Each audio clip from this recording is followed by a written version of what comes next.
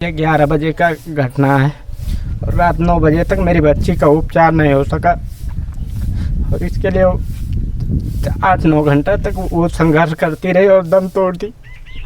11 बजे चोट लगी थी। 11 बजे चोट लगी थी, बेवा से रेफ़र किया, फिर बस्ती से रेफ़र किया और 8-9 बजे गोरखपुर पहुंची। वहाँ भी इलाज ठीक से नहीं हुआ और होता भी कैसे, एकदम से लास्ट स्टेज आ गया था उसका। मैं जेके यदुवंश आप सभी को प्रणाम करता हूं, राधे राधे। और आज एक बहुत ही गंभीर विषय पर मैं बात करने वाला हूं। मैं उपस्थित हूं डुमरियागंज के नगर पंचायत भारत भारी में और मैं यहीं का नागरिक हूं। डुमरियागंज की जो स्वास्थ्य व्यवस्था है वो बहुत ही लचर है। उसका एक जीता जागता उदाहरण आज मैं प्रस्तुत करने वाला हूं आप लोगों के समक्ष। थोड़े समय बीत चुके हैं, घटना बहुत ही विचलित और आहत करने वाली थी, इसलिए अब तक इस पर मैंने कुछ कहा नहीं। और ये वीडियो मात्र बनाने का उद्देश्य है कि आगे चलकर स्वास्थ्य व्यवस्था डुमरियागंज में ठीक हो और आने वाले समय में जो लोगों को कष्ट का सामना करना पड़ता है चिकित्सा स्वास्थ्य व्यवस्था ना होने के चलते, सही समय पर उपचार औषधि ना होने के चलते जो मृत्यु हो रही है, उस पर एक अंकुश लगे और जो निर्धन असहाय परिवार हैं उनको राहत मिले। मैं ग्राम रिवा में हूँ, नगर पंचायत भारत भारी के, और ये मेरा भी गांव है। और यहाँ पर अभी एक घटना घटी। हमारे परम मित्र हैं जिसे सुनकर मैं भी बहुत आहत हुआ था।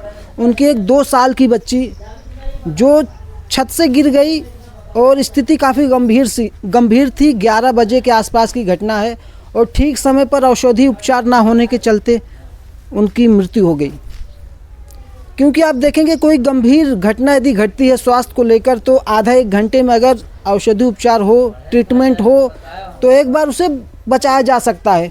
परंतु एक बच्ची, एक वृद्ध, एक व्यक्ति जिसे तत्काल आवश्यकता होती है ट्रीटमेंट की, जिसे अस्पताल में भर्ती कर औषधि उपचार शुरू हो सके, अगर वो 6 घंटे 7 घंटे बाद उसे औषधि उपचार मिले तो बचना और बचाना बहुत कठिन हो जाता है। क्योंकि ज़िंदगी और मौत से कब तक और कितना वो पीड़ित लड़ेगा ये आप सोच सकते हैं। अब हम लोग उपस्थित हैं नगर पंचायत भारत भारी में। यहाँ से अगर कोई घटना घटती है, कोई आपातकालीन स्थिति होती है तो यहाँ से बेवा अस्पताल है, बेवा अस्पताल में ले जाया जाता है।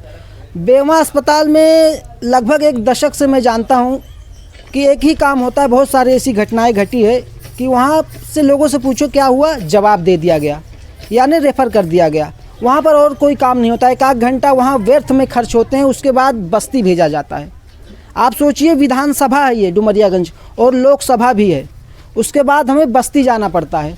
और गंभीर स्थिति में भी बस्ती में भी एक ही काम होता है। वहाँ पर 1 घंटे 2 घंटे बर्बाद होने के बाद वहाँ भी जवाब दे दिया जाता है, भेज दिया जाता है गोरखपुर। गोरखपुर जाने के बाद वहाँ पर औषधि उपचार हुआ तो ठीक है, और इस यातायात में आने जाने में बहुत सारे लोग दम तोड़ देते हैं। क्योंकि देखिए, जब गंभीर स्थिति होती है तो इतना समय नहीं होता कि आप 5 घंटे 6 घंटे 7 घंटे आप यात्रा कर रहे हैं, यहाँ से बेवा, बेवा से बस्ती, बस्ती से गोरखपुर। तो मेरा कहना केवल इतना है, जो शासन प्रशासन में है, जो पूर्व में रह चुके हैं, जो वर्तमान में है या आगे चलकर यहाँ से विधायक सांसद होंगे, कि डुमरियागंज में भी एक उच्च स्तरीय अस्पताल हो, ताकि कोई भी ऐसी गंभीर स्थिति, आपातकालीन स्थिति हो तो तत्काल आधे घंटे में उन्हें चिकित्सा व्यवस्था, औषधि उपचार हो सके और उन्हें बचाया जा सके। इस पर दिनेश कुमार जी हैं जो मेरे अच्छे मित्र हैं। अभी जो घटना घटी उस पर मैं बात करना चाहूँगा।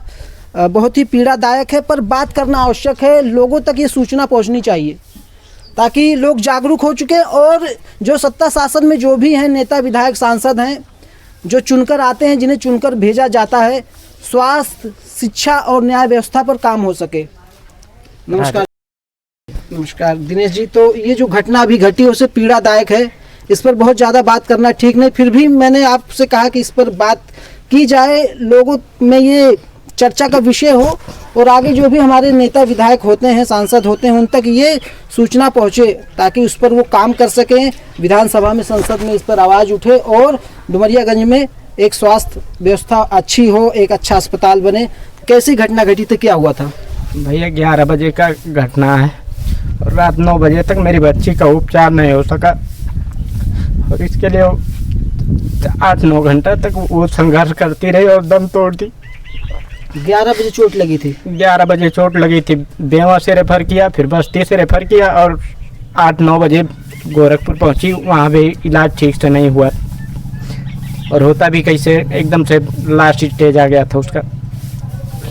बताने में देखिए कितनी पीड़ा है, कितना कष्ट है, 1 घंटा आगे पीछे हो सकता है, पर ये सही है कि गंभीर स्थिति में लोग आनन फानन में ले जाते हैं कि बच्ची को भर्ती कराया जा सके, या कोई भी किसी के घर का भी बच्चा हो, बेटा हो, वृद्ध हो, युवा हो, कोई घटना घटती है, पीड़ा होती है, कोई बीमारी पता चलती है कि तत्काल आधे 1 घंटे में भर्ती कराया जा सके। लेकिन बेवा जाओ तो वहाँ पर जवाब दे दिया जाता है, क्योंकि वहाँ पर वो व्यवस्था है नहीं। बस्ती भेजा जाता है, बस्ती से भी जवाब दिया जाता है, और फिर गोरखपुर, और बहुत बार गोरखपुर से लखनऊ भी जाना पड़ता है। तो इतना लंबा जिंदगी मौत से कोई जूझ रहा है, 6 घंटे 7 घंटे, कब तक वो लड़ेगा?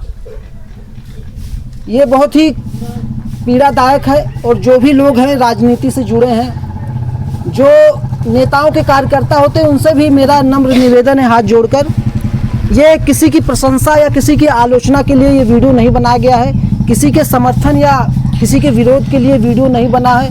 ये केवल मैं स्वयं एक समाज सेवक के रूप में पिछले 1 दशक से काम कर रहा हूँ राधे कृष्णा युवा क्रांति फाउंडेशन के माध्यम से।